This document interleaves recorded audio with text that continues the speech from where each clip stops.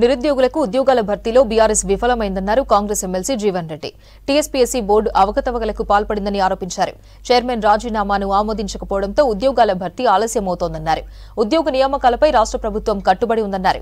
TSPSC chairman సభ్యుల రాజీనామాలను ఆమోదించాలని గవర్నర్కు లేఖ రాస్తామన్నారు జీవన్ రెడ్డి. అంగట్లో అమ్మకానికి లభించే అటువంటి ఒక పరిస్థితిని మనం గమనించమని చెప్పండి. సరే, దానికి ప్రభుత్వం కూడా వంత పాడటం, ఆనాటి ప్రభుత్వం వాళ్ళపై ఏ విధమైన చర్యలు తీసుకోకపోవటం, వాళ్ళు కూడా మారల్ రెస్పాన్సిబిలిటీ ఓన్ చేయకపోవటం.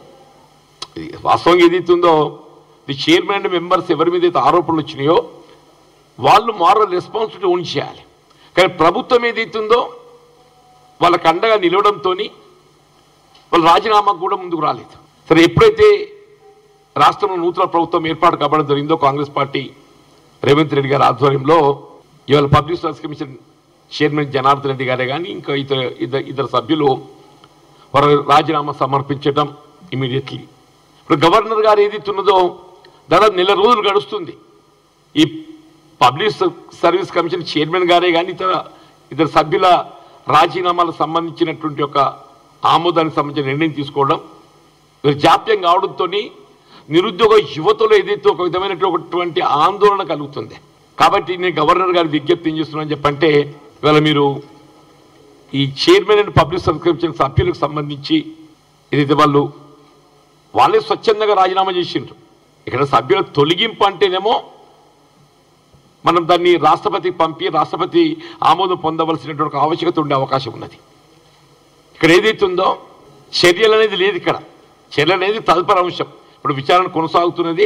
ఆ విచారణ పూర్తి చేయబడ్డ తదుపరి ఏ విధమైన చర్యలు తీసుకోవటం అనేది ఆ నివేదికకు అనుగుణంగా చర్యలు ఉంటాయి.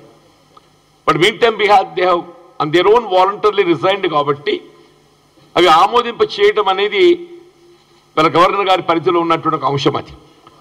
కాబట్టి నేను గవర్నర్ గారికి నేను విజ్ఞప్తి చేసేది, వారికి లిఖితపూర్వకంగా ఏదైతుందో వారికి నేను ఒక లేఖ రాస్తున్నాను. నేను ఈ chairman public service commission and its 2 members who have tendered their resignations and submitted to the state government, which were forwarded to the Honorable Governor, which were at the disposal of the Honorable Governor. కాబట్టి ఈ resignations రాజీనామాల పట్ల governor గారు తక్షణమే నిర్ణయం తీసుకొని ప్రభుత్వానికి ఏదైతుందో ఈ గ్యాప్ ఫిల్అప్ చేసే విధంగా ఈ చైర్మన్ గారే కానీ ఇతర మెంబర్లు వారి స్థానే నూతన చైర్మన్ సభ్యుల నియామకం చేసుకోవడానికి అవకాశం కల్పింపజేయబడాలి.